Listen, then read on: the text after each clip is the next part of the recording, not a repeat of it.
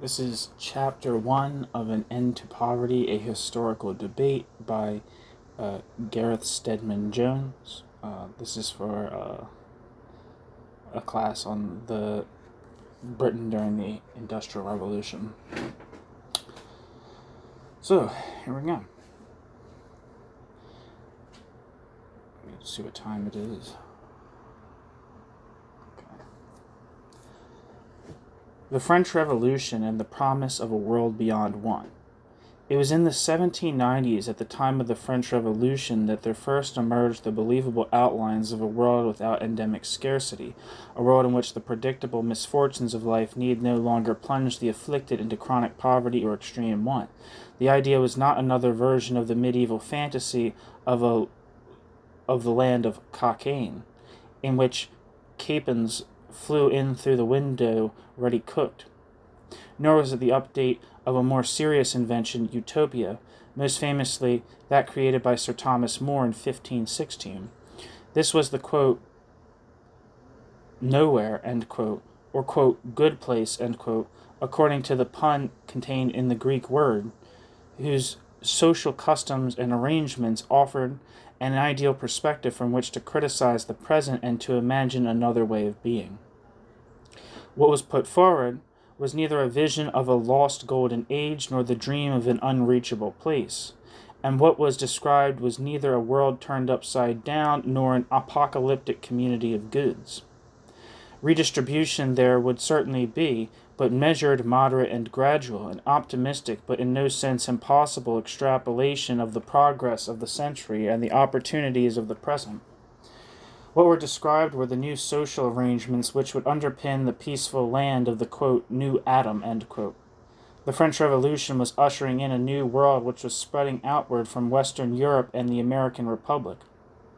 Concretely, and in the words of English subject turned, quote, citizen of the world, end quote, Tom Paine, it would be a society in which, quote, we, end quote, no longer see, quote, age going to the workhouse and youth to the gallows, end quote. One in which orphanhood, single-parenthood, unemployment, sickness, old age, or the loss of a breadwinner would be relieved by right. The reasons for this optimism were spelt out in general terms in by the famous philosophe and visionary mathematician Antoine Nicolas de Condorcet, formerly the Marquis de Condorcet, in his Sketch for a Historical Picture of the Progress of the Human Mind. Condorcet completed the sketch while in hiding from the Jacobin authorities at the beginning of the, quote, terror, end quote, on the 4th of October, 1793. It was published by the French Republic at its own expense 1 year after Condorcet's death in a prison cell in March 1794 in the last month of Robespierre's rule. Quote, everything tells us, end quote, Condorcet argued, quote, that we are now close upon one of the great revolutions of the human race, end quote. The intellectual progress of humankind was now about to be accompanied by a material transformation of the human condition. Quote, the labors of recent ages, end quote, Condorcet wrote, quote, have done much for the honor of man, something for his liberty, but so far almost nothing for his happiness, end quote. But the history of modern times, from Descartes to the French Revolution, had prepared the way for a great change in the physical and social prospects of mankind. This transformation had already begun. Condorcet attempted to describe its trajectory in his concluding chapter of the sketch, quote, the future progress of the human mind, end quote. Against those who maintained that the gulf between rich and poor was an inescapable part of, quote, civilization, end quote, Condorcet argued that inequality was largely to be ascribed to the, quote, present imperfections of the social art, end quote. Quote, the final end of the social art, end quote, would be, quote, real equality, end quote. The, quote, abolition of inequality between nations, end quote, the progress of equality within each nation, end quote. Ultimately, this progress would lead to, quote, the true perfection of mankind, end quote. Apart from the, quote, natural differences between men, end quote, the only kind of inequality to persist would be, quote, that which is in the interest of all and which favors the progress of civilization, of education, and of industry, without entailing either poverty, humiliation, or dependence, end quote. That would be in a world in which, quote, everyone will have the knowledge necessary to conduct himself in the ordinary affairs of life according to the light of his own reason, end quote, where, quote, everyone will become able, through the development of his faculties, to find the means of providing for his needs, end quote, and where, at last, quote, misery and folly will be the exception and no longer the habitual lot of a section of society, end quote. Beyond France, slavery would be abolished, colonies would become independent, and commerce would spread worldwide under the aegis of free trade. Asia and Africa would break free from, quote, our trade monopolies, our treachery, our murderous contempt for men of another color or creed, the insolence of our usurpations, end quote. They would no longer be prey to, quote, the shameful superstition, end quote, brought to these peoples by monks. Instead, assistance would be provided by men occupied in, quote, teaching them about their interests and their rights, end quote. Soon large tribes would become civilized, and races so long oppressed by, quote, sacred despots or dull-witted conquerors, end quote, would gain their freedom. Eventually, even savage tribes and, quote, conquering hordes who know no other law but force, end quote, would merge into, quote, civilized nations, end quote. This vision of a new international order would have been shared by many different strands of progressive opinion in the last decades of the 18th century. The horrors of the slave trade and the sham of colonialism had become well-known topics of debate in the aftermath of the 7 Years' War, in the oft-cited writings of Montesquieu, the Quakers, Abbé Raynal, and Adam Smith in the 1760s and 1770s. Far more novel and distinctive were the proposals set out in the sketch to forward, quote, the progress of equality within each nation, end quote. In the agriculture and industry of the, quote, enlightened nations, end quote, of Europe, Condorcet pointed out, quote, a number of individuals, end quote, were almost entirely dependent for the maintenance of themselves and their family, quote, either on their own labor or on the interest from capital invested so as to make their labor more productive, end quote. In contrast to those owning land or capital, these groups depended directly, quote, on the life and even on the health of the head of the family, end quote. Their livelihood was, quote, rather like a life of annuity, save that it was more dependent on chance, end quote. Quote, here then, end quote, wrote Condorcet, quote, is a necessary cause of inequality, of dependence, and even of misery, which ceaselessly threatens the most numerous and most active class in our society, end quote. But such inequality could be, quote, in great part eradicated, end quote. People in old age could be guaranteed a means of livelihood, quote, produced partly by their own savings and partly by the savings of others who make the same outlay, but who die before they need to reap the reward, end quote. A similar principle of compensation could be applied by securing for widows and orphans, quote, an income which is the same and cost the same for those families which suffer an early loss and for those who suffer loss later, end quote. Through the application of the same principle, it would also be possible to provide all children with the capital necessary for the full use of their labor at the age when they started work and founded a family. In Condorcet's conception, the necessary complement to these proposals was a universal scheme of education. The aim was not only to enable the citizen to, quote, manage his household, administer his affairs, and employ his labor and faculties in freedom, end quote, but also to, quote, know his rights and be able to exercise them, end quote, and even beyond that, to, quote, be a stranger to none of the high and delicate feelings which honor human nature, end quote. The priority was to avoid, quote, all dependence, whether forced or voluntary, end quote.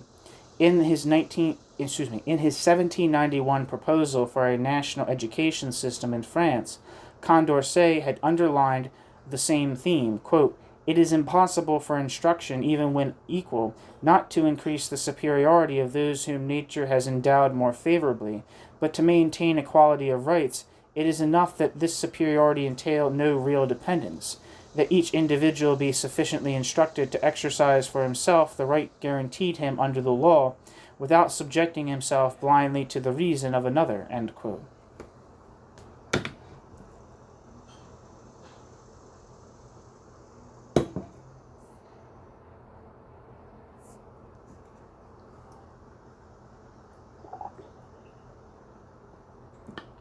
The danger of dependence, whether economic or spiritual, was not confined to the use of patronage by rich and powerful individuals or by corporations.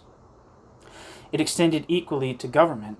For that reason, public education instituted by government must be limited to instruction. Excuse me. Where am I? The teaching of the Constitution of each nation should, quote, only form part of an instruction as a matter of fact, end quote. The danger of any other approach was that public education might be identified with the inculcation of, quote, a kind of political religion, end quote, and that the citizen might become attached to the Constitution, quote, by a blind sentiment, end quote. Such measures often went together with a yearning to return to the patriotic ethos of the ancient republic, ignoring the fact that, quote, the aim of education can no longer be to consecrate established opinions, but on the contrary to subject them to free examination by succeeding generations that will be progressively more enlightened, end quote. The practical application of such a scheme in England in the shape of a detailed set of proposals to replace the poor rate by a tax-based system of universal insurance was set forth in the second part of Tom Paine's Rights of Man, published in February 1792. A more redistributory variant of the same idea was argued in his later pamphlet, Agrarian Justice, which appeared in England in 1797. Paine put forward his proposals as part of a larger reformation in the practice of government, which would follow the replacement of monarchy by a representative and democratic republic. In England, he claimed, there were, quote, two distinct characters of government, end quote. There was first a, quote, civil government, or the government of laws which operates at home, end quote, and composed of a set of institutions, quote, attended with little charge, end quote. Since the country's, quote, administrators and since the country, quote, administers and executes them at its own expense by means of magistrates, juries, sessions, and assize, over and above the taxes which it pays, end quote. On the other hand, there was, quote, court or cabinet government, which operates abroad on the rude plan of uncivilized life, end quote, and was attended with, quote, boundless extravagance, end quote. In England, under monarchical government, Paine claimed, quote, every war terminates with an addition of taxes, end quote. Quote, taxes are not raised to carry on wars, but wars were raised to carry on taxes, end quote. Parliamentary government had been, quote, the most productive machine of taxation ever invented, end quote. Yet, quote, not a 30th, scarcely a 40th part of the taxes which are raised in England are either occasioned by or applied to the purpose of civil government, end quote. This was why Paine believed that, quote, the hordes of miserable poor with which old countries abound, end quote, were, quote, the consequence of what in such countries they call government, end quote. Quote, in the present state of things, end quote, Paine wrote, quote, a laboring man with a wife or 2 or 3 children does not pay less than between 7 and 8 pounds a year in taxes, end quote. The laborer was not aware of this since it was concealed from him in the articles he bought, and he therefore complained only of their dearness. But since these hidden taxes amounted to at least, quote, a 4th part of his yearly earnings, end quote, he was, quote, consequently disabled from providing for a family, especially if himself or any of them are afflicted with sickness, end quote. This reasoning provided the justification for Paine's proposals. Relying on Sir John Sinclair's History of the Revenue, he estimated that since 1714 it had cost £70 million to maintain the Hanoverian monarchy, quote, a family imported from abroad, end quote. If courtly sinecures were abolished and no office holder were to receive a salary in excess of £10,000, Paine estimated that together with the necessary defense cost of a peacetime establishment, £1.5 million per year would be sufficient to maintain, quote, the honest purposes of government, end quote. This would leave a surplus of more than £6 million revenue. The use of this surplus to remove or alleviate the most obvious precipitants of chronic want would also make it possible to abolish the major form of additional local taxation, the poor rate, quote, a direct tax, end quote, amounting to £2 million per year, quote, which every householder feels and who knows also to the last farthing, end quote. Paine identified the two most pressing forms of poverty as, quote, the expense of bringing up children, end quote, in large families, and the diminution of strength and employability in old age. He therefore proposed that a grant of £4 per annum be made to every child under 14 and pensions of £6 per annum to all over 50, rising to £10 per annum for those of 60 and over. Like Condorcet, however, he also stressed the centrality of education to any scheme of social amelioration. The £4 per annum was to be spent on sending children to school to learn, quote, reading, writing, and common arithmetic, end quote. Their attendance to be certified by ministers in every parish. The reasons for this were as much political as social. Quote, a nation under a well-regulated government should permit none to remain uninstructed. It is monarchical and aristocratical government only that requires ignorance for its support, end quote.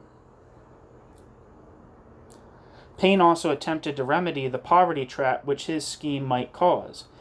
There were, he noted, quote, a number of families who, though not properly of the class of poor, yet find it difficult to give education to their children, and such children under such a case would be in a worse condition than if their parents were actually poor, end quote. Supposing there to be 400,000 such children, Paine proposed that each of these be allowed 10 shillings per annum for 6 years, which should give them 6 months' schooling a year, end quote, half a crown for paper and spelling books, end quote. Paine completed his scheme with a number of smaller grants, 20 shillings to be given, quote, immediately on the birth of a child to every woman who should make the demand, end quote, and similarly 20 shillings to every newly married couple. Grants should be made available to defray the funeral expenses of those, quote, who, traveling for work, may die at a distance from their friends, end quote. Shelter and employment should be provided to those young and without skill or connection, quote, the casual poor, end quote. Migration to London and especially liable to fall into distress. Allowances should be made to soldiers and sailors disbanded as a result of the new state of peace, with increases of pay for those who remained, along with other deserving low income groups such as curates and, quote, inferior revenue officers, end quote, a category to which Paine himself had once belonged. As Paine summed up the effects of his plan, quote, the poor laws whose instruments of civil torture will be superseded, and the wasteful expense of litigation prevented, the hearts of the humane will not be shocked by ragged and hungry children, and persons of 70 and 80 years of age begging for bread. The dying poor will not be dragged from place to breathe their last as a reprisal of parish upon parish. Widows will have a maintenance for their children, and not be carted away on the death of their husbands like culprits and criminals, and children will no longer be considered as increasing the distresses of their parents. The haunts of the wretched will be known, because it will be to their advantage, and the number of petty crimes, the offspring of distress and poverty, will be lessened. The poor as well as the rich will then be interested in the support of the government, and the cause and apprehension of riots and tumults will cease, end quote.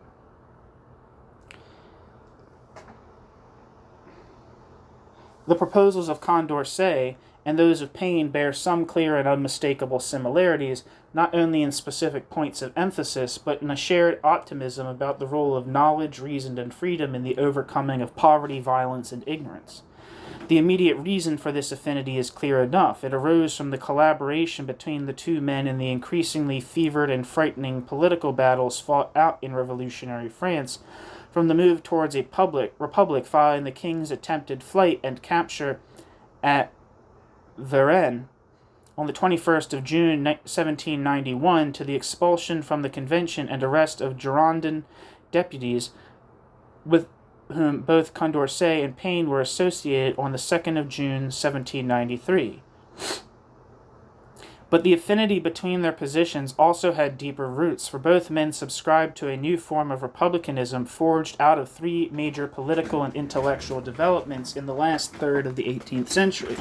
The first was a more confident belief in the control over chance and the future through the coming together of the collection of vital statistics and the mathematics of probability. The second was the great impetus given to the growth of positive future-oriented conceptions of commercial society following the publication of Adam Smith's Wealth of Nations in 1776, and in France the liberal reforms attempted by the Turgot ministry of 1774-6. The third was the radicalization of the understanding of each of these starting points under the impact of the American and French revolutions. The first of these developments concerned what Condorcet described as, quote, the calculus of probabilities, end quote. Condorcet based his confidence in the future upon the possibilities opened up by this, quote, calculus, end quote, in all forms of knowledge.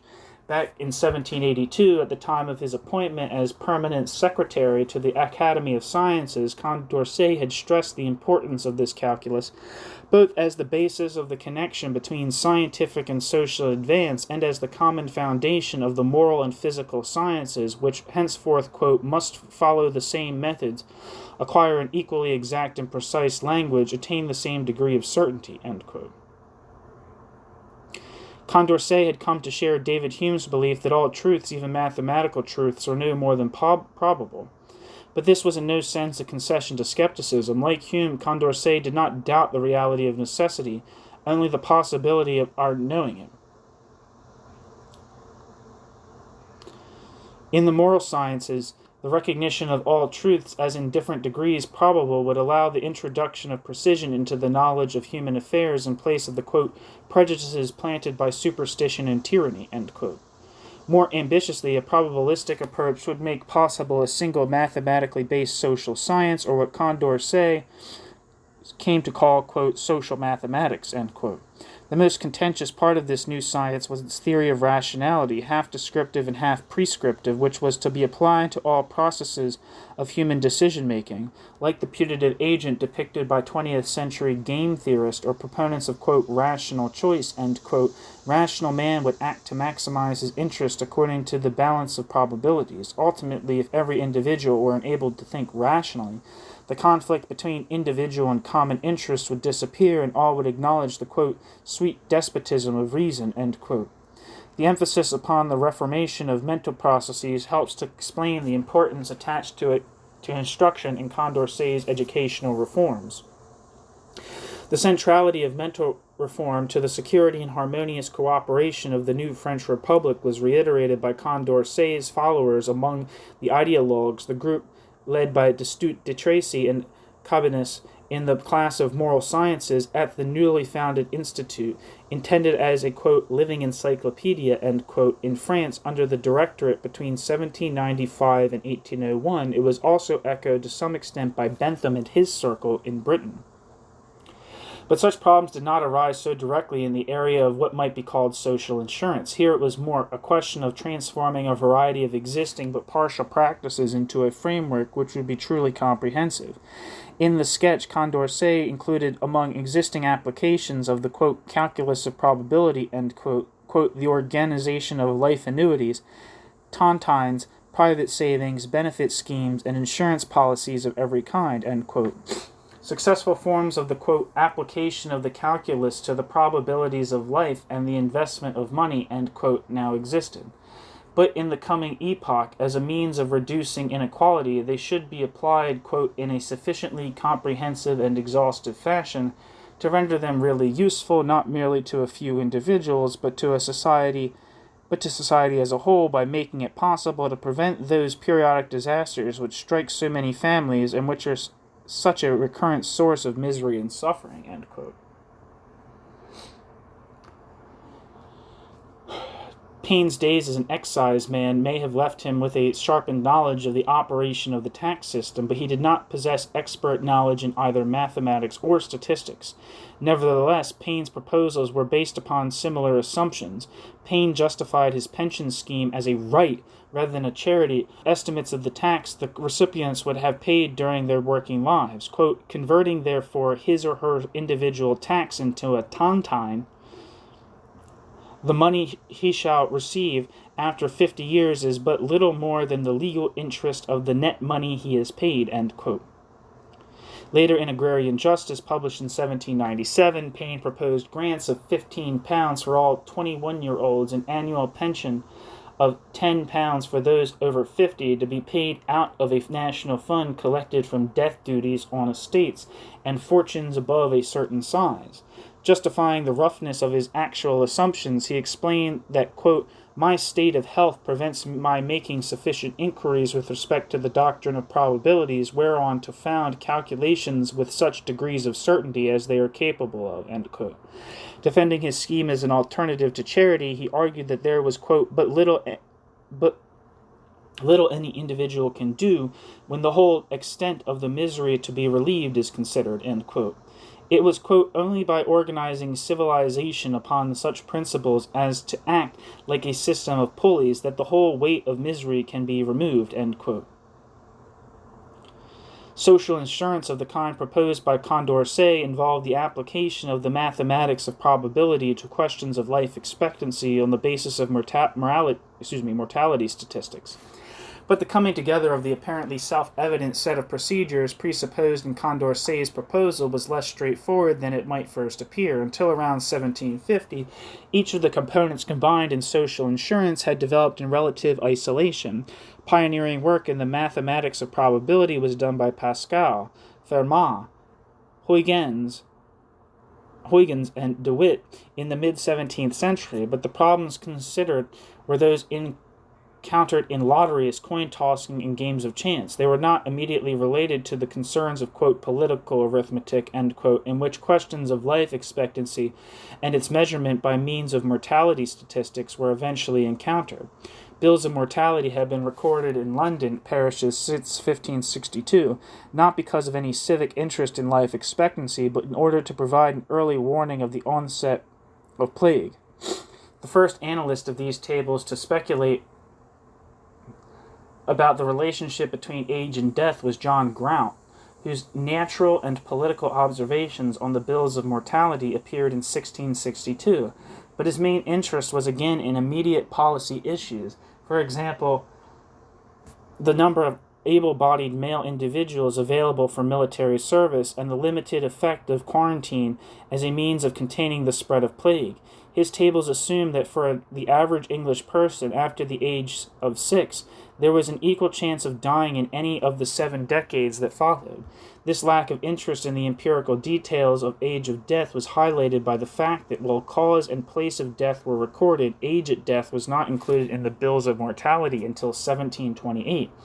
Even in the case of pricing of annuities, a procedure in which states had an obvious interest, since annuities were sold as a means of servicing debt, a system of estimating life expectancy based upon relevant empirical information was slow to develop. The first proposal to use probability theory in order to price annuities was that made by Jan de Witt in the Estates General of Holland and West Friesland in 1671. De Witt estimated probability of death as a correlate of age, but did not employ statistics and simply assumed that the risk of death remained the same for all ages between 3 and 53. The problem was as much political as intellectual. Sharp and mathematically trained observers soon saw how mortality statistics could extend mathematical probability beyond games of chance. In a memorandum of 1700, Leibniz suggested measurements of life expectancy, age distribution, and geographical distribution of disease and causes of death. By the 1720s, the mathematicians like de Moivre, or de Moivre, I'm not sure how you pronounce that, D-E space, M-O-I-V-R-E, had produced life tables as a simplified guide to the pricing of annuities. Yet despite their common interest in the sale of annuities either as business or as a means of servicing debt repayment, neither insurance companies nor governments paid much attention to the advantages of applying the calculus of probabilities to reliable series of statistics until the middle of the 18th century. In the case of the insurance industry, Keith Thomas and other historians have taken its appearance in London towards the end of the 17th century as evidence of the emergence of new attitudes towards control of the future and the minimization of the consequences of unavoidable risk. But this was only half true. The period between the 1690s and the 1740s was chiefly notable for a succession of speculative manias and, quote, bubbles, end quote, in which insurance schemes figured almost as prominently as John Law's plan for the reflation of France in the South Sea bubble. Insurance policies were placed alongside annuities and lottery tickets, while the law enforced the association between insurance and gambling by grouping them together in a common notion of risk. As Lorraine Daston has argued, the obstacles to the development of a modern conception of life insurance were first and foremost social. It was not until there emerged a new attitude towards the welfare of the family within the professions and the middling ranks, clergy, doctors, lawyers, skilled artisans, that there could develop a form of life insurance based upon mathematical probability and reliable series of statistics. The new attitude valued predictability and prudence above luck and provision for the family above provision for self, in place of the desire for speculative winnings, which had been motivated behind the motivation behind tontines and lotteries. The new insurance ethos was governed by the fear of downward social mobility occasioned by death or bankruptcy. Its promise was that, quote, a man who is rich today will not be poor tomorrow, end quote.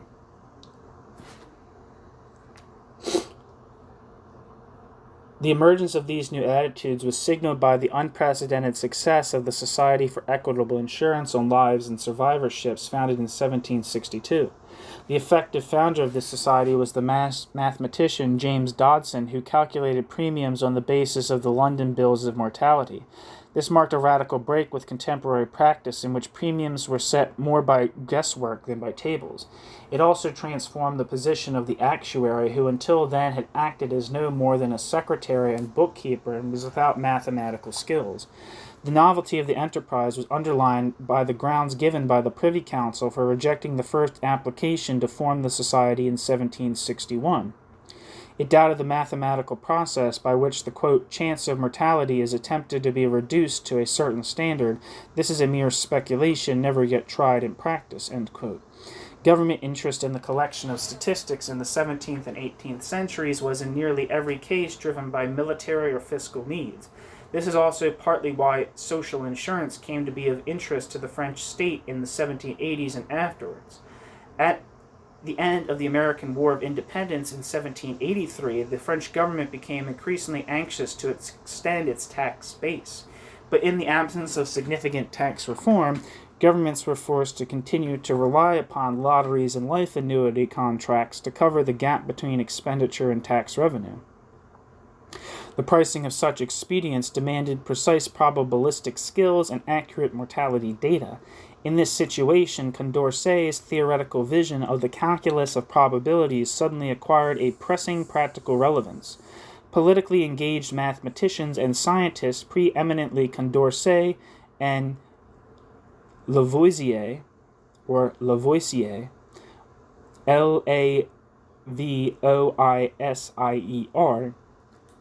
were able to exert influence on government policy and practice.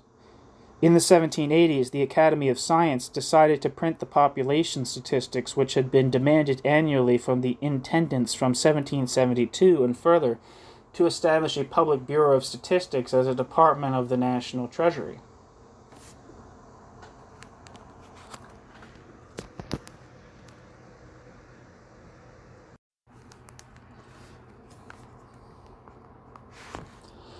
At the same time, the success of the Society for Equitable Insurance in Britain had begun to attract a host of French imitators. This was also of financial interest to the government, which regarded its insurance monopoly as another lucrative source of income. From the mid-1780s, there were numerous schemes of social insurance proposed, some primarily humanitarian, others purely speculative. Once again, Condorcet, together with Lavoisier, Laplace, and others, often sat on committees appointed by the Academy of Sciences to assess such schemes. Particularly important were the contributions made by Duvillard de Durand. Like Condorcet himself, Duvillard had gained his first political experience as a junior civil servant in the Comptroller General's office.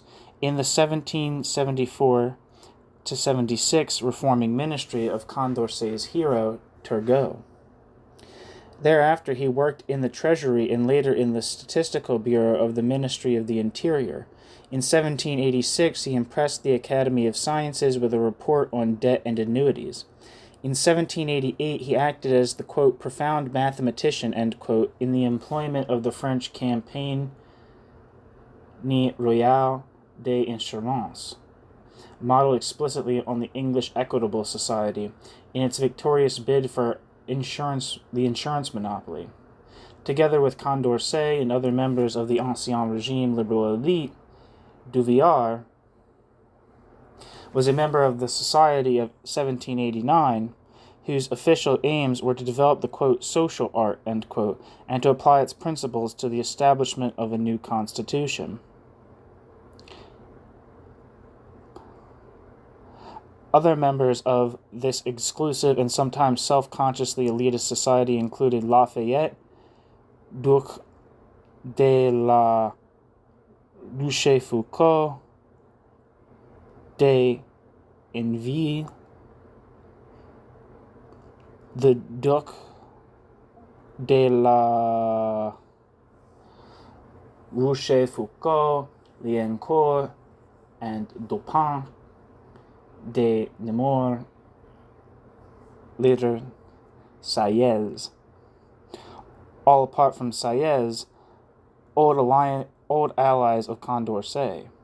It was the Comité de Mendicité, appointed by the National Assembly and headed by the Duc de la Rochefoucauld, that invited Duvillard to draw up a national plan for life insurance, the Plan d'une association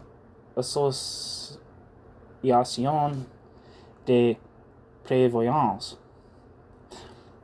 Of the three mathematicians appointed by the Academy of Sciences to review this plan, two, Condorcet and Van der Monde, were members of the Society of 1789.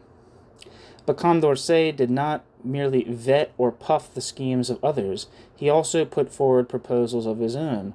One of his schemes was occasioned by a plan proposed in 1785 by André Jean de la Roque, which suggested the establishment of a general savings fund into which working people invested regular amounts in return for annuities, which would secure them against premature retirement or old age. Both Lavoisier and Condorcet proposed variants of this scheme. In 1790, Condorcet proposed, quote, accumulation funds, end quote, which would both serve as a form of government borrowing and release funds for general investment by removing the need to hoard against the possibility of misfortune. The Caisse d'accumulation would also create what Condorcet later described in the sketch as a, quote, rich, active, populous nation without the existence of a poor, corrupted class, end quote. The radicalism of Condorcet and Paine was also distinctive in a second sense. It was a radicalism built upon the emancipatory possibilities of commercial society, as they had been elaborated in the works and proposals for reform of Adam Smith and Turgot. There were clear differences, however, in the philosophical assumptions which inspired these two thinkers. Turgot believed that citizens had rights which, quote, exist independently of society, end quote, form its necessary elements, end quote. Turgot was also a rationalist who believed that the process of decision-making in public assembly should be designed not merely to produce expressions of political will, but to act as a vehicle for the discovery of truth. He was a strong advocate of universal education, not simply as an answer to the ever-shifting character of the demand for skills attending the development of the division of labor, but as a way of inculcating a civic spirit among the citizenry. He also believed in the perfectibility of the human species. By contrast, Smith avoided discussions of rights which he associated with Locke, and opted for a markedly more minimalist account of the political preconditions of a functioning commercial state.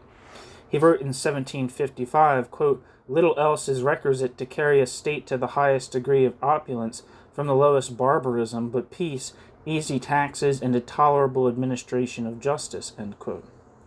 He followed Hume in rejecting a contractarian account of the origins of government. Political obligation did not derive from a contract, but was the result of either natural deference to established authority or a regard for, quote, "common or general interest," end quote, or, quote, "public utility," end quote.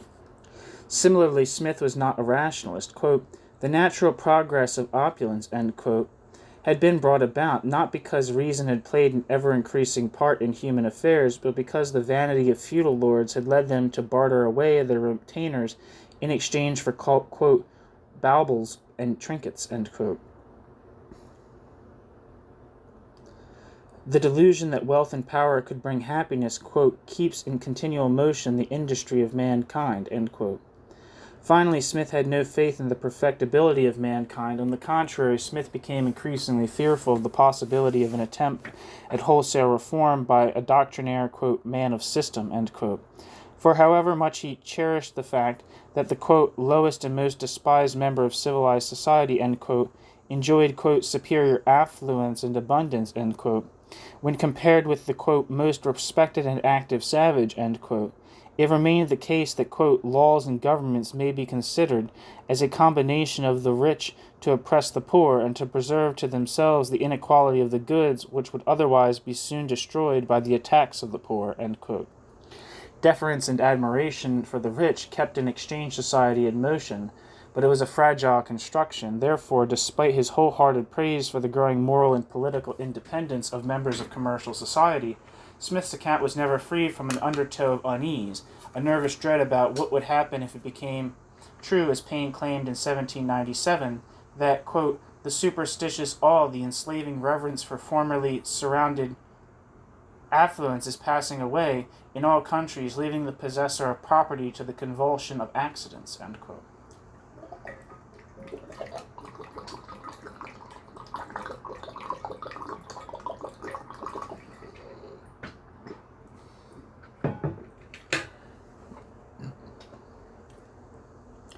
Neither Turgot nor Condorcet could have felt comfortable with a theory of history which placed so much weight upon unintended consequences. Turgot, earlier in his career, had appeared to believe that history was a sort of theodicy in which evil was compelled to contribute towards the progress of the good.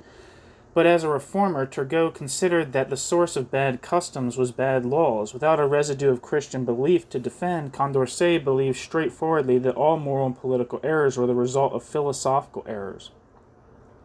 But these convictions did not pose an obstacle to their common acceptance of the basic premise of Smith's, quote, "science of the legislator," end quote, that the well-being of a state was commensurate with the well-being of the individuals who composed it, that most regulation only benefited privileged groups, and that the surest advice to the, quote, "legislator," end quote, was to trust to our common, quote, "desire of bettering our condition," end quote.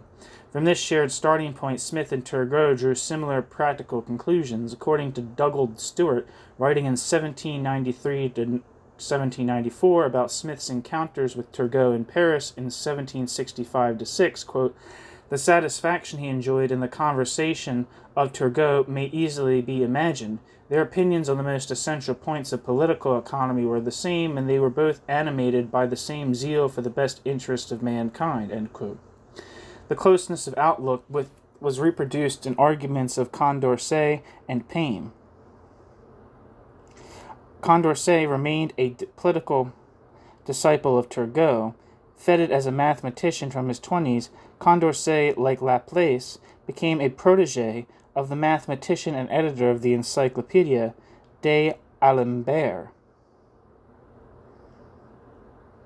It was through d'Alembert that he was admitted to the Academy of Sciences and introduced to the Salon of Les Penas. There he met Turgot. He assisted in Turgot's reforming ministry of 1774-6 and remained in constant correspondence with the ex-Controller General after his fall. When Turgot died, he wrote an admiring study Vie de Monsieur Turgot in 1783. Like Smith and Turgot, Condorcet was an enthusiast for free trade, on the grounds that, quote, the natural tendency, end quote, of wealth to equality would be enhanced if, quote, free trade and industry were allowed to remove the advantages that accrued wealth derives from any restrictive law or fiscal privilege. That accrued wealth derives from any restrictive law or fiscal privilege, end quote. On the question of education, however, it was the ideas of Turgot and before him the physiocrats which were to the fore. In the Memoire sur les municipalités, drafted by Dupont de Nemours in 1775, as a digest of Turgot's ideas and intended as a submission to the young Louis XVI, it was proposed that a National Educational Council be set up to direct public instruction according to uniform principles. The aim would be to produce a more enlightened citizenry, quote, submitting to authority not from fear but through reason, end quote. Many of these ideas reappeared in more radical and less authoritarian form in Condorcet's proposal for public instruction in 1791-2.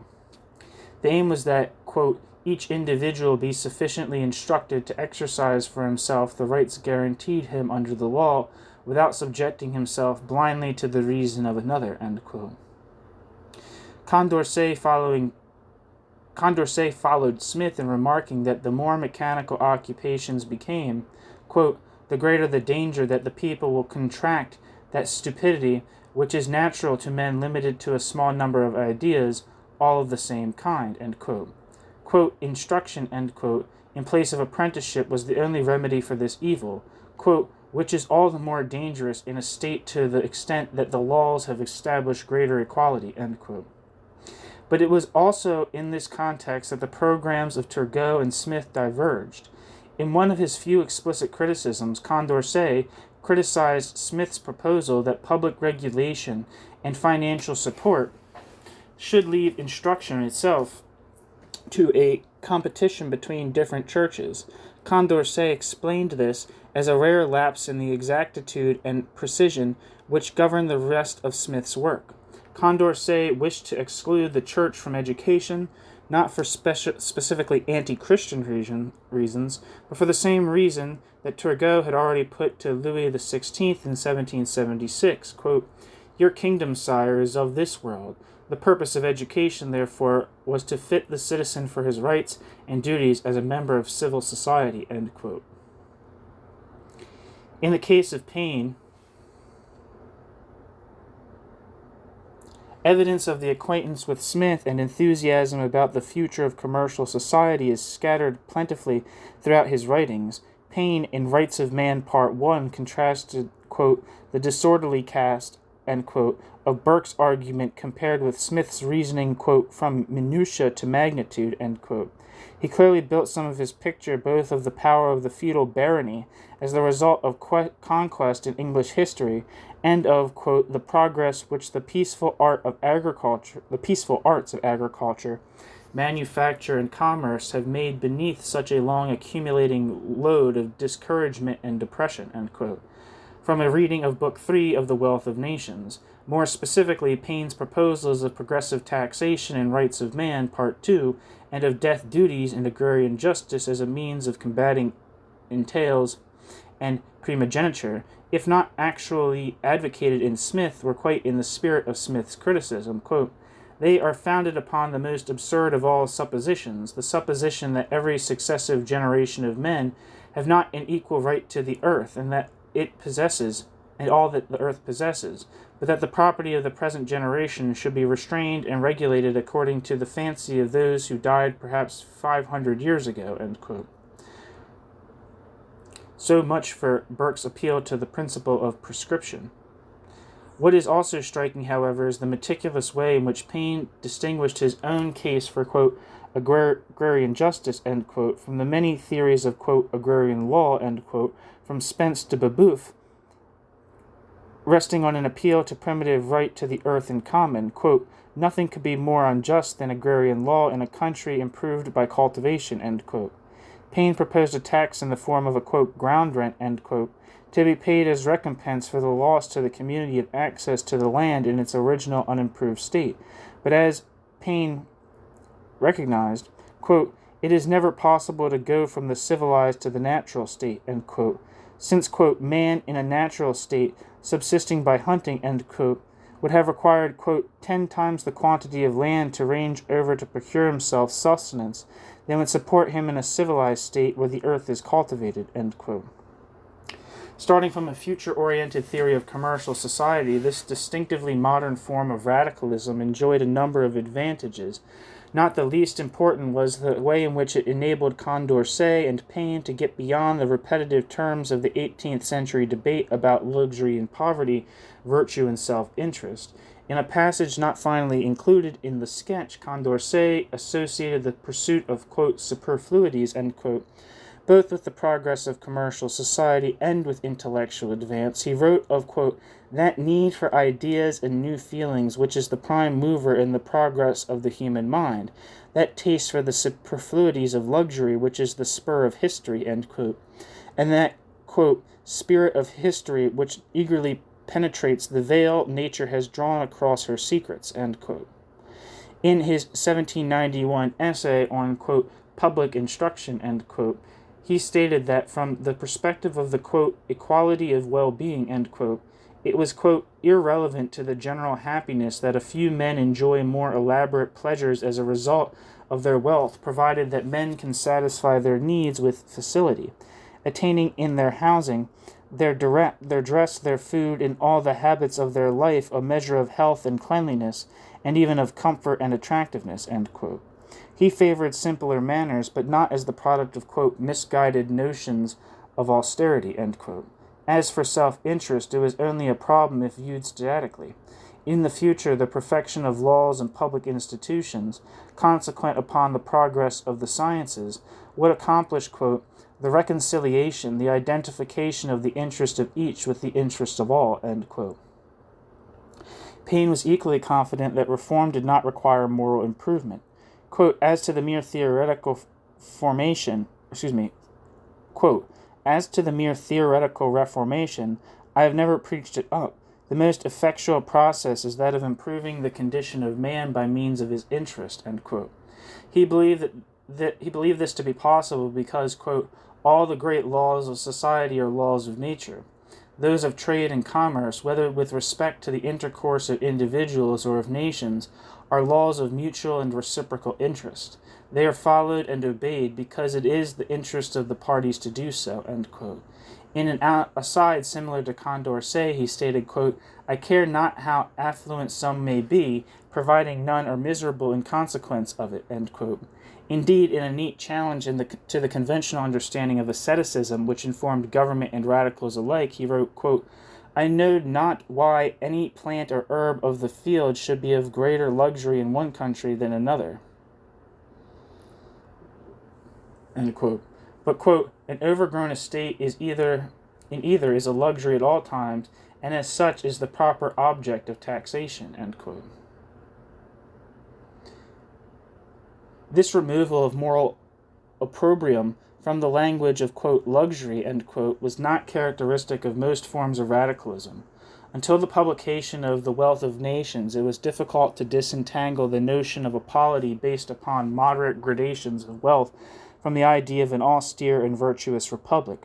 The terms of the debate had been set at the beginning of the 18th century in the writings of Fénelon and Mandeville.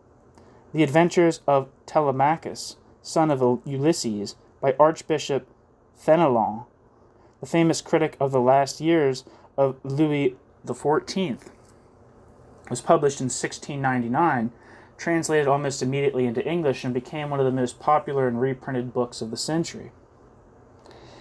Even at the end of the 18th century, William Godwin claimed that the just man should rescue Fénelon from the flames in preference to his own brother or father. In Fénelon's critique, quote, luxury, end quote, had been associated with the extremes of inequality. The book described how Telemachus, under the guidance of a disguised Minerva, had learnt the art of virtuous kingship. His reform of Salantum, France, depicted a program for growth without luxury. Foreign trade would be restricted to a single and highly regulated port.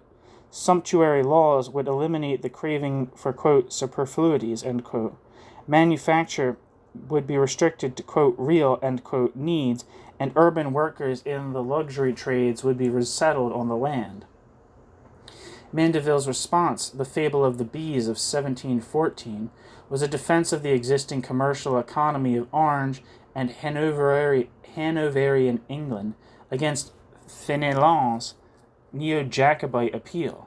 It pointed out that, quote, luxury, end quote, or, quote, superfluities, end quote, were not confined to the rich, but was only an invidious way of describing the new needs which developed with civilization itself, a constant development in which what was first thought, quote, superfluous, end quote, soon became, quote, necessary. The more contentious part of his message was directed at the hypocrisy of the language in which commercial society was defended. Mandeville maintained that morality and justice were simply devices of the rich to deceive the poor. The Christian values which supposedly underpinned society were a mere facade. Mankind could not be governed by reason and sympathy, only by flattery and deceit. If Christian moderation or self-denial were really to triumph, as pious apologias professed to desire, the result would be a more equal but much poorer society, since equality and poverty went together. The paradox of a commercial society was that private vices, the incessant quest for luxury and love of display, and entirely self-regulating, though hypocritically veiled self-interest, produced public virtue, a dynamic and innovative economy which kept the poor in constant employment. In at least two respects, the terms of this debate help to explain Smith's importance in shaping the subsequent radicalism of Condorcet and Paine. Firstly, if a new form of radicalism were to be possible, there had to be something else between the agrarian austerity of Salentum and the selfish free-for-all celebrated by Mandeville. Secondly, no form of radicalism could tolerate the position of the rich if all they were supposed to do was engage in conspicuous consumption and spendthrift hedonism. Where are we at in time?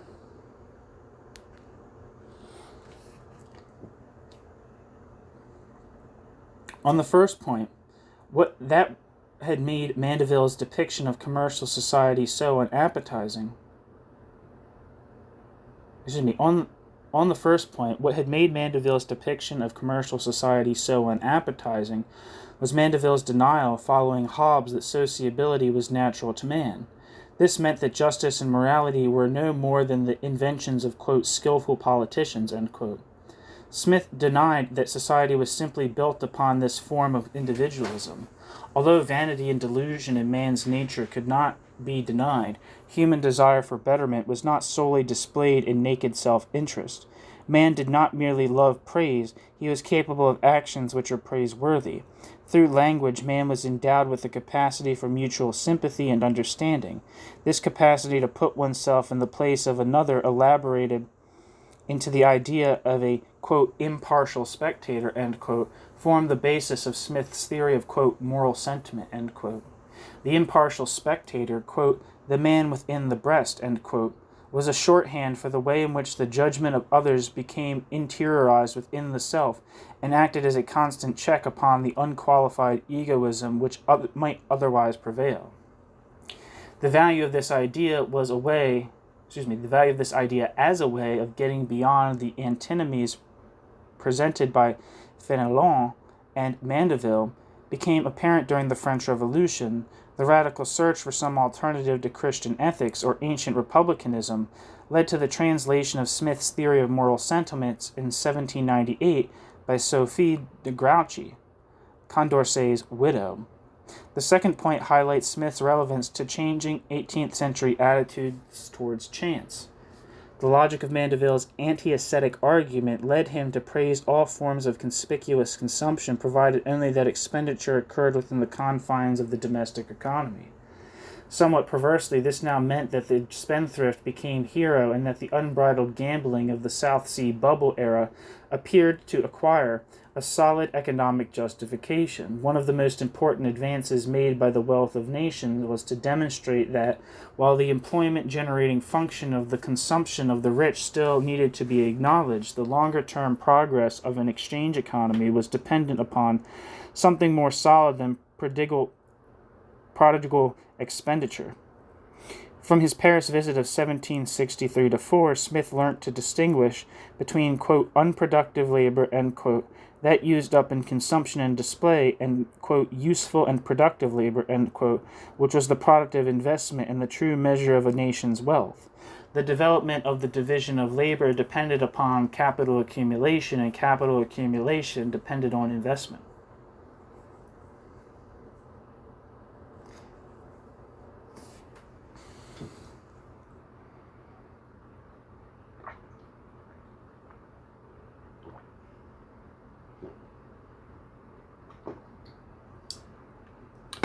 Deferral of immediate consumption was therefore not mere miserliness, but evidence of an aspiration to treat the future as something other than the capricious goddess Fortuna of Renaissance statesmen, or the dazzling uncertainties of the 18th century gaming table.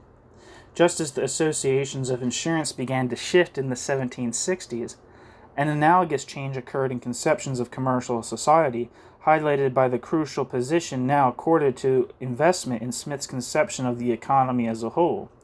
By the 1780s, links between these changes were becoming more common. One example in France, an inspiration of Condorcet's, suggested caisse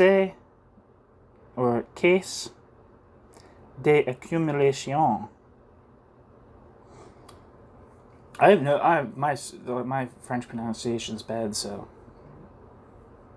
fucking deal with it. André Leroux's 1785 proposal for la Caisse Générale d'Épargne du Peuple, which would invest funds formed by regular contributions by working people, and return the proceeds in the form of annuities to be paid out in old age or as a consequence of early retirement.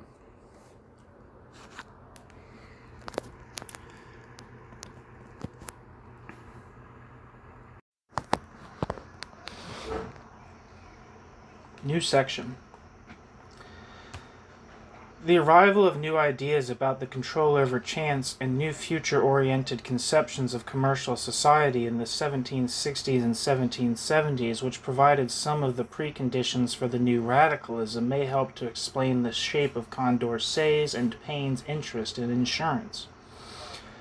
What this does not explain, however, is the comprehensive national scope of these schemes and the radicalism of the redistribution of income which would underpin them. On the question of social insurance, the uniqueness of Paine's proposals can be highlighted by comparing them with those of another radical and one-time partial mentor of Paine, the famous Welsh dissenting preacher Richard Price. Price was, among his other accomplishments, a distinguished mathematician and pioneer of social insurance. After Philip Dodson's death, he had been called in to help the Equitable Society and had selected a new series of mortality tables based on Northampton and calculated the society's premiums. He remained the society's actual expert until he passed over the position to his nephew in 1782. Price and Paine had been closely allied on the American question, and Price may have been responsible for Paine's belief that poverty in civilized countries was increasing. But from the 1770s to the 1790s, there was a growing divergence between their views on the future of commercial society. Price's view of the economy remained close to that of Fenelon, and to the English Commonwealth tradition. He was therefore a little affected by Smith, who considered Price to be a poor calculator and a, quote, most superficial philosopher, end quote. Price thought not only that poverty was increasing, but that population was declining, that the only certain forms of commerce were that only certain forms of commerce were compatible with virtue, and that luxury was enervating the nation.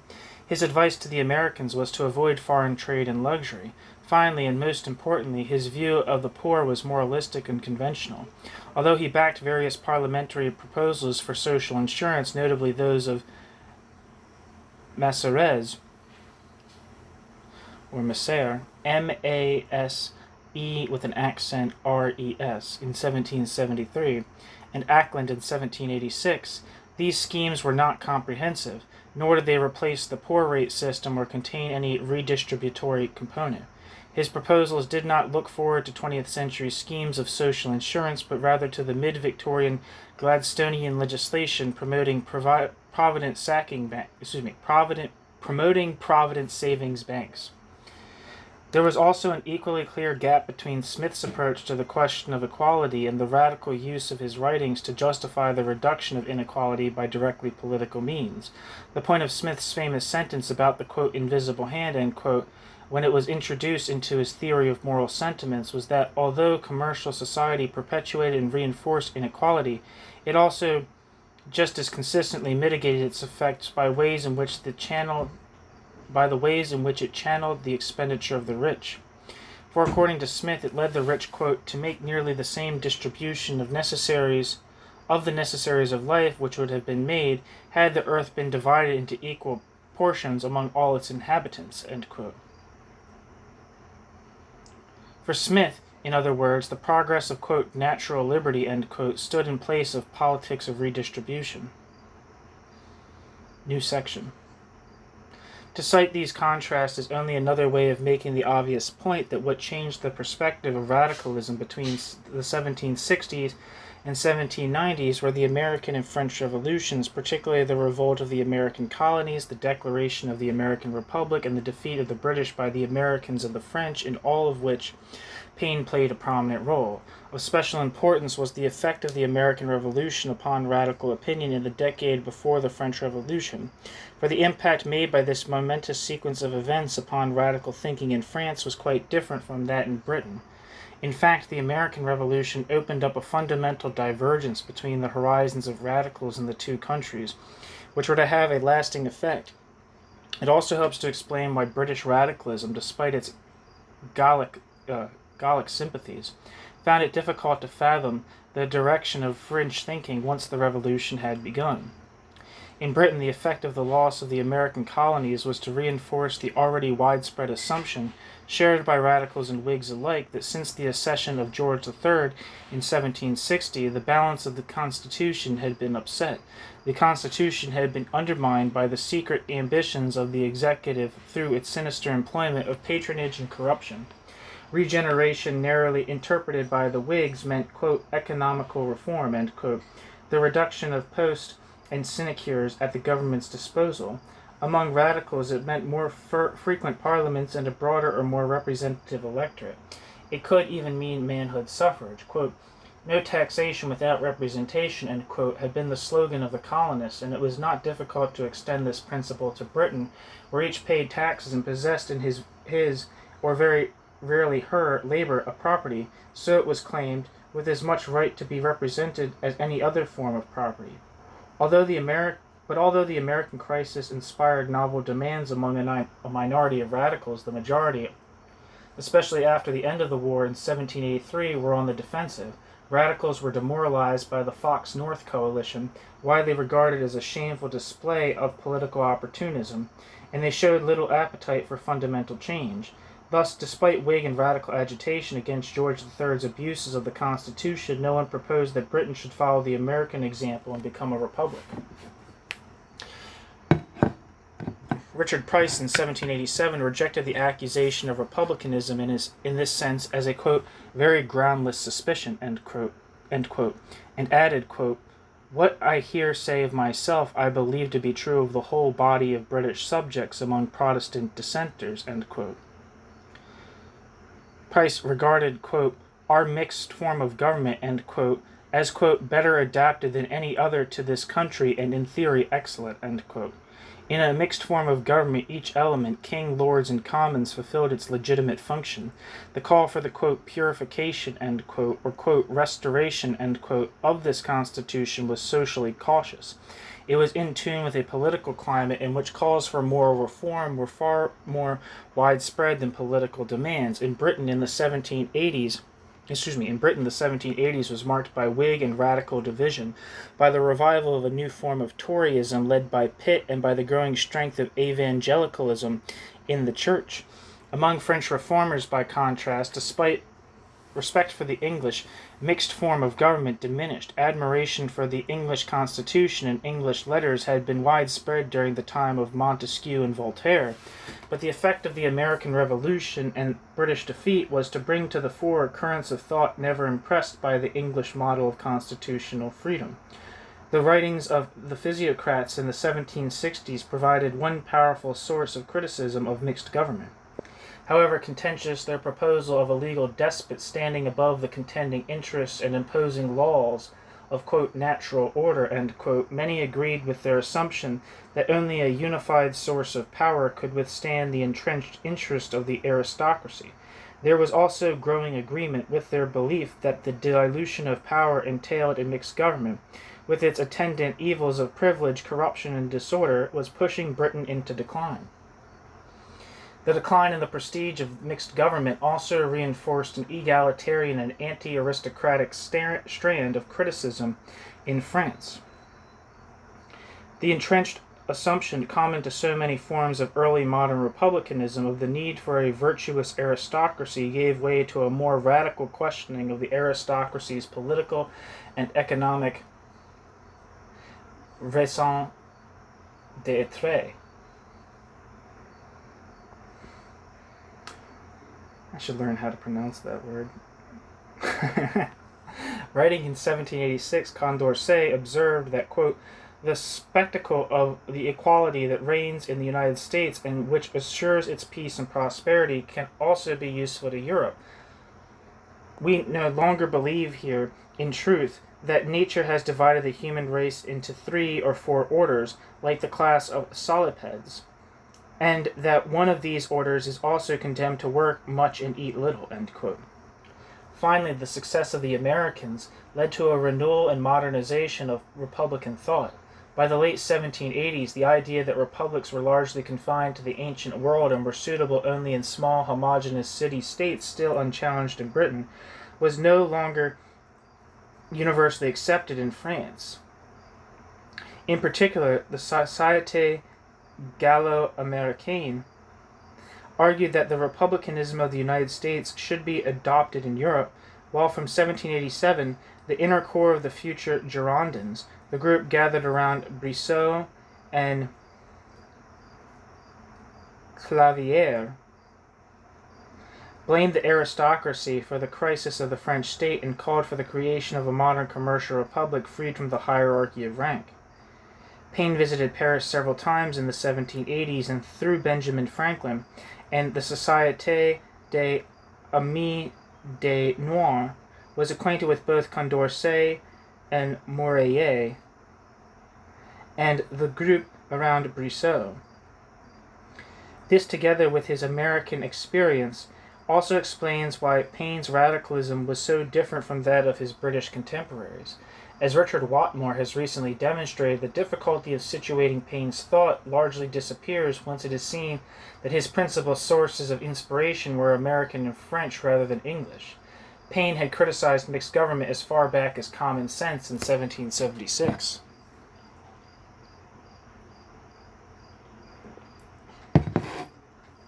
Almost alone among British radicals in the 1780s and 1790s, Paine was openly contemptuous of the supposed virtues of the English mixed constitution. Quote, in mixed governments, there is no responsibility. The parts cover each other till responsibility is lost, and the corruption that moves the machine contrives at the same time its own escape, end quote. English government was without popular origins. It had begun with the conquest and remained a, quote, despotism, end quote, which the vaunted liberties of Parliament had done little to mitigate. Subjects were left with nothing more than the right of petitioning, but so far as Parliament itself was concerned, quote, Though the parts may embarrass each other, the whole has no bounds, end quote. Secondly, and again in line with the French, Paine was openly hostile to the aristocracy. In Paine's opinion, what was required in Britain was not the restoration of a, quote, balanced constitution, end quote, but a, quote, revolution in the system of government, end quote. Quote, conquest and tyranny at some earlier period dispossessed man of his rights, and he is now recovering them, end quote. The aristocracy arose out of governments founded on conquest. They, quote, are not the farmers who work the land and raise the produce, but are the mere consumers of the rent, and when compared with the active world, are the drones a seraglio of males who neither collect the honey nor form the hive, but exist only for lazy enjoyment, end quote. But in at least one crucial respect, Paine remained closer to his American experience than to the working assumptions of his French allies. This concerned the meaning of the word republic. For as far back as common sense, to Paine, this meant a society without a monarchy or hereditary succession. Quote, monarchy and succession have laid not this or that kingdom only, but the world in blood and ashes, end quote. In France, at least until 1791, there was little support for a republic in this sense. In the 1780s, Condorcet had thought of himself as a republican in the same sense as his mentor, Turgot. Being a republican meant governing in the interest of the public good, which was quite possible under the aegis of an enlightened monarch.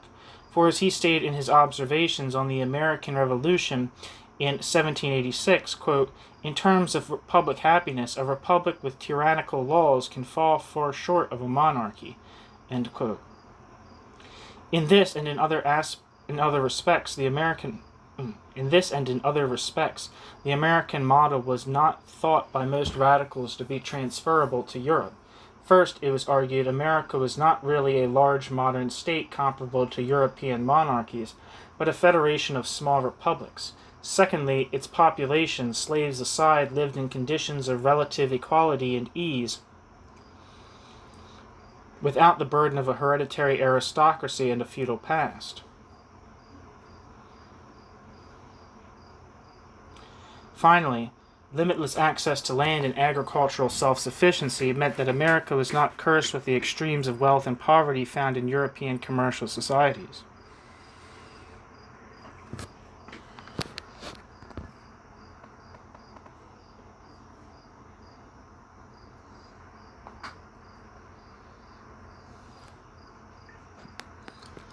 Up until the early years of the Revolution, these remained basic but largely academic points of difference between Paine and his French friends.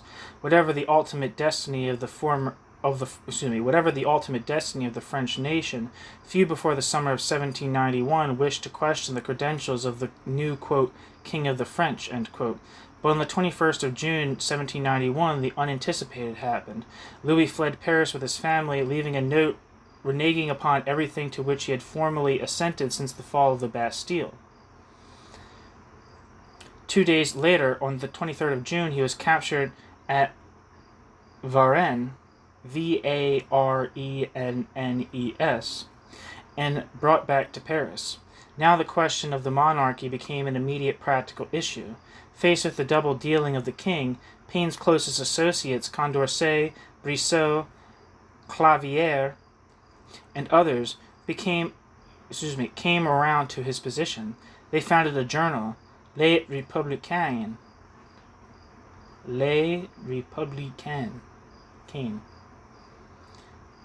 which argued that national unity necessitated a republic and Louis' expulsion.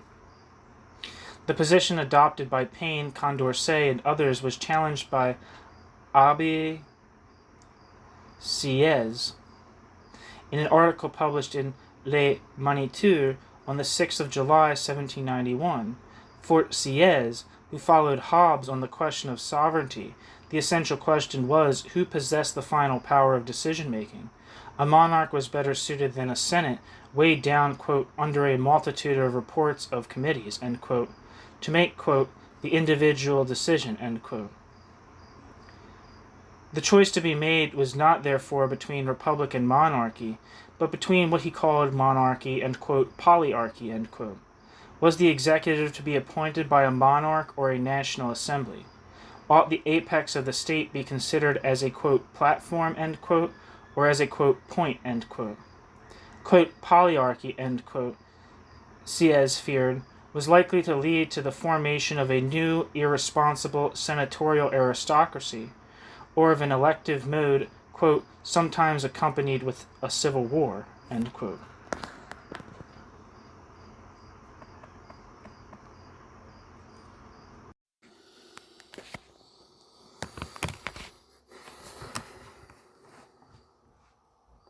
These questions, rather than the objections of Burke, set the agenda of Rights of Man Part 2, which Paine composed in the autumn and winter of 1791-2.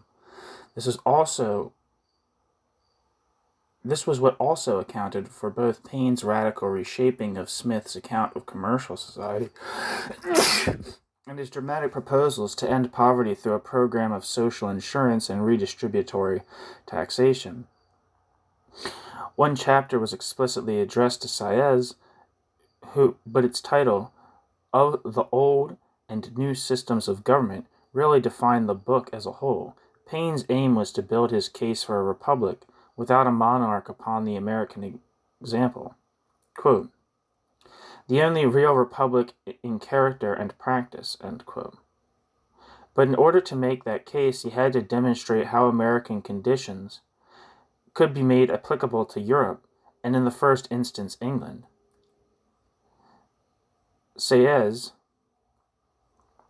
had assumed that without a single and coherent locus of decision-making, order might break down into chaos.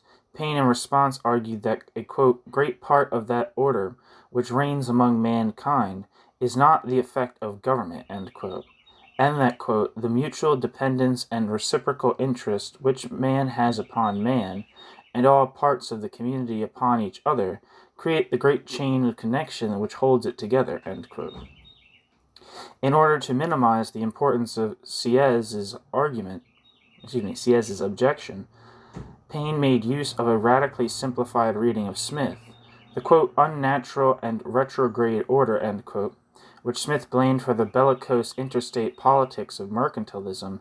Paine simply equated with the rule of the aristocracy and the legacy of conquest. On the other hand, Smith's, quote, natural progress of opulence, end quote, which had wondrously continued, quote, beneath the long accumulated load of discouragement and depression, end quote, only awaited the removal of, quote, government on the old system, end quote. Quote, old, end quote, government supported itself, quote, by keeping up a system of war, end quote. The, quote, new system of government, end quote, was not the product of conquest, but a, quote, delegation of power for the common benefit of society, end quote. It was, quote, the old system of government, end quote, which was responsible for the, quote, hordes of miserable poor with which old countries abound, end quote. The poverty of the poor was mainly the result of the taxation exacted by the, quote, old system of government, end quote, for the purpose of waging war. Smith, in The Wealth of Nations, argued that the advantages of living in modern civilized societies could easily be observed by comparing the situation of a, quote, industrious and frugal peasant, end quote, in Europe with that of, quote, many an African king, the absolute master of the lives and liberties of tens of thousands of native savages, end quote. Excuse me, I misread that. Quote, many an African king, the absolute master of lives and liberties of 10,000 native savages, end quote. 10,000, not tens of thousands. But according to Paine, under existing conditions, this was not true. Quote, a great portion of mankind in what are called civilized countries are in a state of poverty and wretchedness, far below the condition of an Indian, end quote. Only when the old system of government had disappeared could the full potential of, quote, civilization, end quote, be realized. Like Condorcet, Paine strongly associated progress with universal education and the transition from superstition to reason. Monarchy could not be part of the new order, according to Paine, because the monarchy, the aristocracy, and the hereditary principle were associated with ignorance. Quote, Kings succeed each other not as rationals but as animals. Can we then be surprised at the abject state of the human mind in monarchical countries, when the government itself is formed on such an abject leveling system? End quote. Perhaps somewhat tongue-in-cheek, Paine inverted the conventional argument which associated the Republic with small states in the ancient world by arguing that the modern principle of representation, known to the ancients, was perfectly suited to a large commercial republic, or to what Sieyès would have called a, quote, polyarchic form, end quote. For only this form could take proper account of the complexities of the modern division of labor, quote, which requires a knowledge which can be had only from the various parts of society, end quote. Quote, it is an assemblage of practical knowledge which no individual can possess, end quote, and therefore is ill adapted to monarchy as to ancient, quote, simple, end quote, democracy. This was a principle of American, quote, representation engrafted upon democracy, end quote. Quote, what Athens was in miniature, America will be in magnitude, end quote. Finally, and perhaps most importantly, the possibility of a republic like that of the United States depended upon a rough equality and moderate differences of wealth. In Europe, Sieyès' specter of civil war and a new aristocracy could be prevented if measures were taken to remove the power of the aristocracy or prevent the emergence of a new aristocracy in its place. Together with aristocracies went the manipulation of a factional and ignorant poor. In England, Paine noted, primogeniture was, quote, one of the principal sources of corruption at elections, end quote. This was why both Condorcet and Paine attached as much importance to universal education and redistributive taxation as they did to the provision of social security. Together, intervention in these three areas would create the material and mental conditions in which a modern republic could flourish in Europe. The more conservative plan proposed by Sieyès would mean not only the retention of the monarchy, but also the continuation of a distinction between, quote, active, end quote, and, quote, passive, end quote, citizenship as a way of keeping the poor at bay. But according to Paine, this was not the way to ensure the security and stability of the republic. Similar restrictions of the franchise after 1795, as Paine argued in Agrarian Justice in 1797, led to Babouvist and royalist plots. The plan he proposed to the Directory in Agrarian Justice was designed to consolidate support for the revolution and preserve the rich from depredation. The argument was similar in Part 2 of The Rights of Man. The social measures were designed to ensure that, quote, the poor as well as the rich will then be interested in support of government, and the cause and apprehension of riots and tumults will cease, end quote. His thinking in this area had no doubt been helped not only by the general proposals of Condorcet, but also by the particular deliberations of the Comité de Mendicité, under the chairmanship of the Duc de la Rochefoucauld, in which relief was treated as an aspect of citizenship. A summary of their proceedings compiled in 1792 by Bernard de Airy declared that, quote, every man has a right to subsistence through work, if he is able-bodied, and to free assistance if he is unable to work, end quote. Assistance was no longer to be regarded as a, quote, favor, end quote, but as a, quote, duty, end quote, and a, quote, national responsibility, end quote. In France, given the hostility of much of the clergy to the new regime, it had been seen as a matter of political urgency to secure the loyalty of the poor to the new order by removing welfare from the control of the church.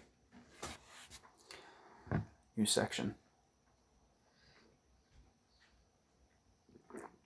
This, then, was the reasoning which lay behind what the British critics perceived as the most threatening and subversive message of the French Revolution, without a corrupt and powerful aristocracy to bribe the poor and without a priesthood to inhibit their powers to reason, but with an educated citizenry able to both adjust to the changing pattern of the economy and take seriously its civic responsibilities as a new era would begin. Excuse me. Let me reread that sentence. I fucked it up. Without a corrupt and powerful aristocracy to bribe the poor, and without a priesthood to inhibit the poor's powers to reason, but with an educated citizenry able to both adjust to the changing pattern of the economy and take seriously its civic responsibilities, a new era would begin. As Paine read Smith, the growth of commerce had brought, quote, the old system of government to its present crisis. If commerce were permitted to act to the universal extent commerce is capable, it would extirpate the system of war and produce a revolution in the uncivilized states of government. In the uncivilized state, singular, of government. Ments, governments, plural, end quote. Quote, the present age will hereafter merit to be called, quote, the age of reason, end quote. And the present generation will appear to the future as the Adam of a new world, end quote. The first attempt to plan a world without poverty took shape not as a response to problems of industry, but as part of an ambition to transplant the conditions of success of the young American Republic to European soil. Although it was presented as a plan to overhaul the English tax system and abolish the poor rate, it was elaborated as part of a debate in France about what should happen after the king had gone back on his acceptance of the revolution. What was intended was not a welfare state, but the assembling of political conditions in which an informed citizenry could govern itself according to reason. The proposals put forward by Condorcet and Paine built upon two major intellectual and institutional advances of the second half of the 18th century, together with a major shift in the radical stance towards the aristocracy.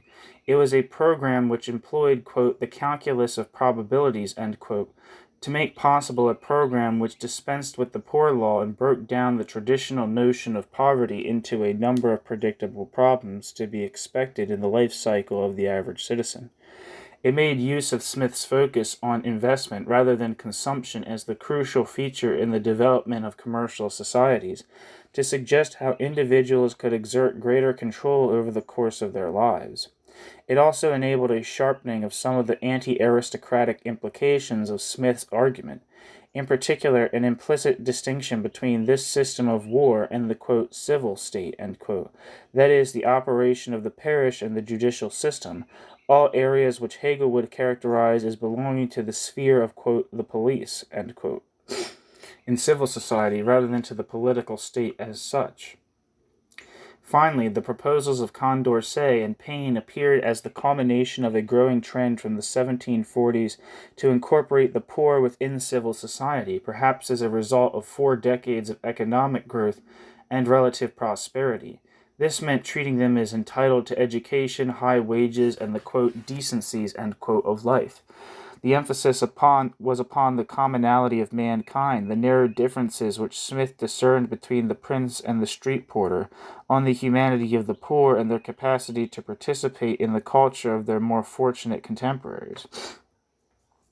To consider them as fellow citizens, as they were commonly being considered in revolutionary countries, was no more than a logical next step in the process. But from the mid-1790s, this trend was brought to an abrupt halt as British public opinion was made aware of the true extent of the political, social, and religious radicalism of the French Revolution.